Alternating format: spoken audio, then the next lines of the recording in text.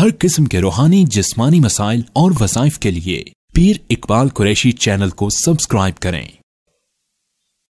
नहमदुहु व नुसल्ली अला रसूलिहिल करीम अम्मा बअदु फ़अऊज़ु बिल्लाहि मिनश शैतानिर रजीम बिस्मिल्लाहिर रहमानिर रहीम।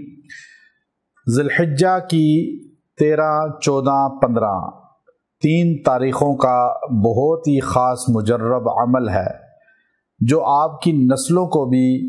अल्लाह रब्बुल इज़्ज़त के यहाँ मकबूलियत अता फरमा देता है और आपको दुनिया में भी नेमतें कसीर तादाद में मिलेंगी और आखिरत में भी सिला जन्नत अता होगा। मौत के वक़्त अल्लाह आपको खुशी अता फरमाएगा और वो खुशी ईमान पर मौत और फरिश्तों का इस्तकबाल है। जो इंसान अय्याम 20 ज़िलहिज्जा के, चूँकि अय्याम 20 हर माह मुक़द्दस के होते हैं, 13, 14, 15 तारीख को कहते हैं, लेकिन ज़िलहिज्जा के अंदर चूँकि ईमान वालों की निस्बत काबतुल्लाह से कायम हो जाती है और लाखों फरजांदाने तौहीद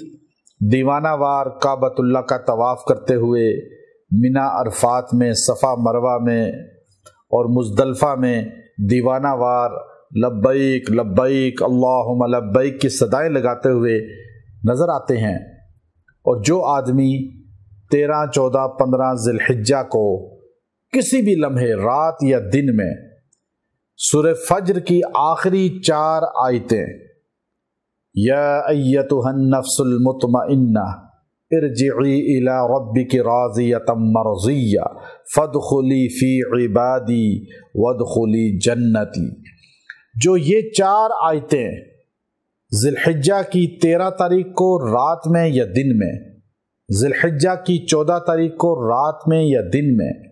और 15 तारीख को रात या दिन किसी भी लम्हे